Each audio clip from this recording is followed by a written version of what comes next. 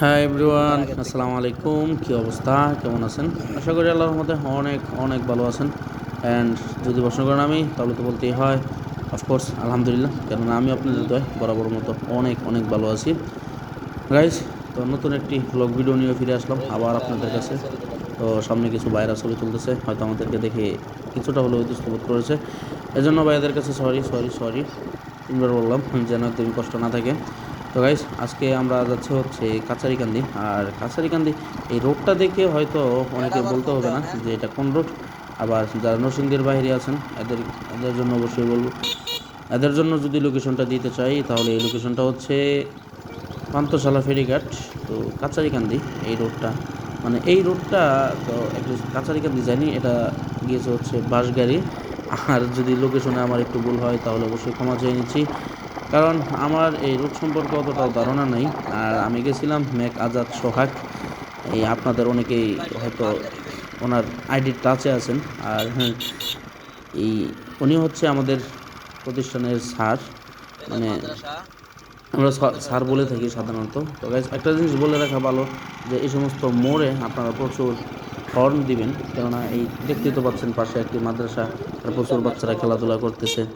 তো দেখা যায় যে অনেক সময় বাচ্চারা দৌড় দিয়ে রোডের মাঝখানে চলে আসে, এটা হতেই পারে স্বাভাবিক, কারণ ওরা তো বাচ্চা, ঠিক না? এই জন্য একটু হর্ন ইউজ করবেন। আর তাছাড়া যেটা দেখলাম যে না, মাদ্রাসার পক্ষ থেকেই ওরকম সেফটি দেওয়া হয়েছে, তারপরেও তো অনেক সময়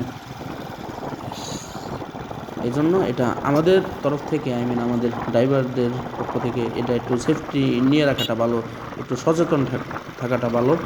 তো গাইস, যেটা বলতেছিলাম, এই রুট সম্পর্কে আমার ওরকমটাও ধারণা নাই। আর আমরা গিয়েছিলাম প্রায় গত শুক্রবারে, আর আপলোড দিতেছি এই বৃহস্পতিবারে, অর্থাৎ প্রায় এক সপ্তাহ হয়ে গেছে। আর তখন আমার খণ্ড আকারে এই ভিডিওগুলো ধারণ করা হয়েছিল। আর এই জন্য দেখা যায় যে এই উলটপালট কিছু লোকেশন নিয়ে আমরা এই কাজটা করছি, কিন্তু মূলত রোডটা ছিল ওই পান্থশালা ফেরিঘাট থেকে, যেটা কিনা রায়পুরা থেকে প্রায় 10 টাকার মতো, অথবা আপনি যদি হেঁটে যান তাহলে 7 থেকে 8 মিনিটের মতো হাঁটলেই এই ফেরিঘাটটা সাধারণত আসে। আর এই ফেরিঘাট থেকে আমরা মূলত গিয়েছি কাছারিকান্দি, আর এই রাস্তাটা গিয়েছে বাসগাড়ি। আগেই তো বলে নিয়েছি, যদি লোকেশন সম্পর্কে কোনো ভুল তথ্য দিয়ে থাকি তাহলে এই জন্য ক্ষমা চেয়ে নিয়েছি, কারণ আমি যতটুকু জানি ততটুকু শেয়ার করার জন্য চেষ্টা করছি। আর দেখতেই পাচ্ছেন ভাই, এটা গ্রামের রাস্তা, মানে অন্যরকম একটা মন টানে।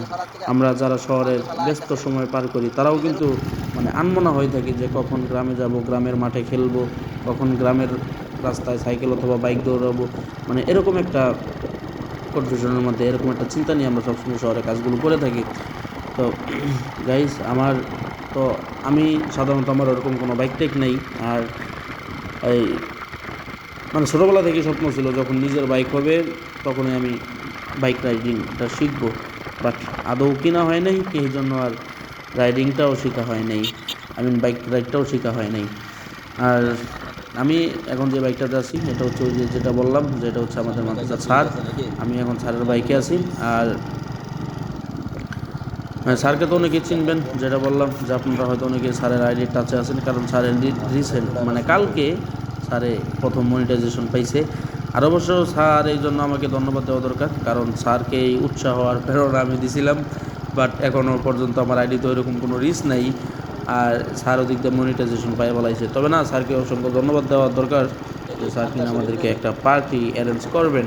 আর সেটা সর্বনিম্ন $1 অ্যাড হওয়ার পর, মানে এর আগে না, এদিকে একটা ঠিক আছে, কারণ স্যারে এর আগে মানে মনিটাইজেশন আবেদন করছিল প্রায় 1 মাস আগে, তখন এটাকে এই রিজেক্ট করে দেওয়া হয়েছিল। বাট কিসের জন্য রিজেক্ট করছে ওই সম্পর্কে কোনো ধারণা ছিল না।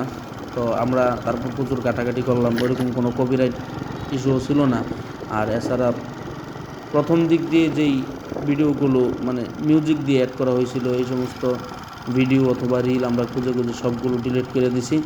তারপরে 13 তারিখে এটার আবেদন করার কথা ছিল দ্বিতীয়বার, তো স্যার আবার তখন এটাকে দ্বিতীয়বার আবার আবেদন করেন, কিন্তু তখন আবেদন ইস্যু হইতেছিল না বা শো করতেছিল না।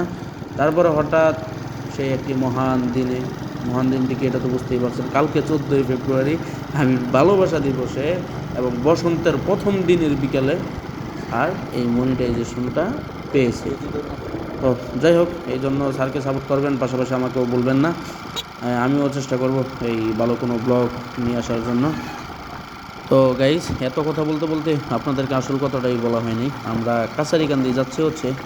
কাছারিকান্দির আমাদের একজন ভাই আছে, তো ভাই আমাদেরকে হঠাৎ করে দাওয়াত করলো যে ওনাদের এলাকায় কিনা রফিকুল ইসলাম মাদানী সাহেব আসছেন। আর এটা শুনেই আমরা মূলত আসতেছি। আর আসার একটা কারণ আছে, সেটা হচ্ছে শুধুমাত্র রফিকুল ইসলাম মাদানী সাহেবের একটি ভিডিও আপলোড করে স্যার কিন্তু মনিটাইজেশন পেয়েছেন।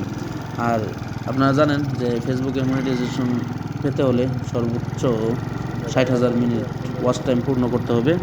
আর স্যার শুধুমাত্র ওই একটা ভিডিও দিয়ে 1,20,000 মিনিট ওয়াচ টাইম পাইছে। আর এই জন্য আমিও ভাবছিলাম তো স্যারের মতো দেখি এই সময়টা কাজে লাগাইতে পারি কিনা, বাট আইনি জটিলতার কারণে মাদানী সাহেব ওনাদের এলাকায় আসতে পারেন নাই।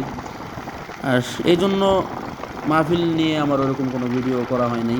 আর যখন শুনছি যে উনি আসবেন না, তখনই ভাবলাম হয়তো এবার মনিটাইজেশনটাই আমাদের গেল। আর এই জন্য মাহফিলে আর ওরকম কোনো সময় নেই। আমরা মুকুল ভাইয়ের বাড়িতে রাত্রি যাপন করে আবার সকালবেলা ব্যাক করি। তবে মুকুল ভাইয়ের একটা কথা অবশ্যই বলতে হবে, আমাদের কিন্তু প্রচুর প্রচুর আপ্যায়ন করছে। ভাই, আপনাকে অসংখ্য অসংখ্য ধন্যবাদ। তো গাইস, আপনাদেরকে বলবো আপনারা একটু লাইক, কমেন্ট অ্যান্ড একটা শেয়ার করবেন। শুধুমাত্র আপনার একটা লাইক এবং কমেন্ট করার জন্য আমাদের পরবর্তী ভিডিও মেক করার জন্য উৎসাহ জাগায়।